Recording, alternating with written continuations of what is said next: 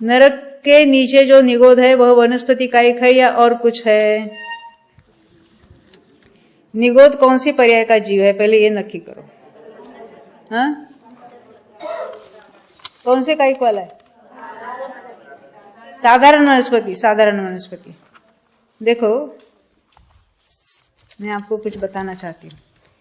बहुत से विद्वान पूछते हमको कि धवला में ऐसा लिखा है कि वो जो निगोध है वो वनस्पति कायिक नहीं है। आपने सुना है? और धवला निकाल कर बताते हैं क्या लिखा है वहां? निगोध है वो वनस्पति कायिक नहीं है। अब सबको आश्चर्य लगता है। उसके लिए मैं प्रवचन सार की गाथा सुनाती हूँ। गाथा नहीं बोलूंगी, वहां उसमें क्या लिखा है वो बताती हूँ। देखो, प्रवचन सार गाथा 108, उसमें लिखा है जो द्रव्य है वह गुण नहीं है और जो गुण है वह द्रव्य नहीं है। उनमें क्या है? अतद भाव है। एक गुण वो पूरा द्रव्य नहीं है। एक गुण कोई भी ले, एक ज्ञान गुण, वो आत्मा है क्या? पर वो आत्मा का ही गुण है ना। हाँ, तो सर्वथा अभाव वह अतद भाव नहीं है। ऐसा ही वनस्पति कायिक कहेंगे तो उसमें बहुत भेद है। साधारण वनस्पति कायिक है, प्रत्येक वनस्पति कायिक है। तो साधारण वनस्पति कायिक है निगोध, वो वनस्पति कायिक है कि वनस्पति कायिक का एक भेद है? तो वनस्पति कायिक सर्वथा नहीं है, ऐसा उसका अर्थ नहीं है।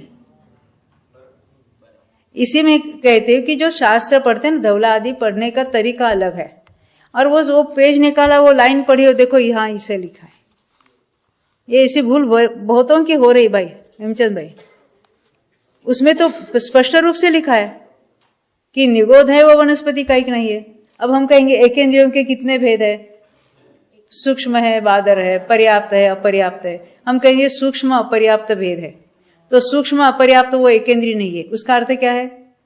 एकेंद्रिय में अन्य भी भेद है, परंतु सूक्ष्म अपर्याप्त है, वो एकेंद्रिय का भेद है, वो पूरा एकेंद्रिय नहीं है। ऐसे निगोध है वो वनस्पति कायिक का एक भेद है, पूरा वनस्पति कायिक उसको नहीं कह सकते। क्योंकि मार्गणाओं के जो भेद बताते हैं तो पहले मूल मार्गणा बताई जाती है, फिर उसके सब डिविजन्स और बताते हैं। तो एक डिवीजन वो पूरा है, वो मार्गणा नहीं है, ये कहना चाहते हैं। इस अपेक्षा से वहां लिखा है।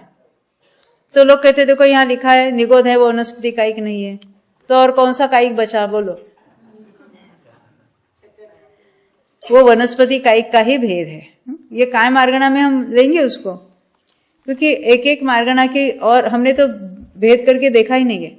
अब काल के प्रकरण में हम थोड़े से भेद देखेंगे उसके।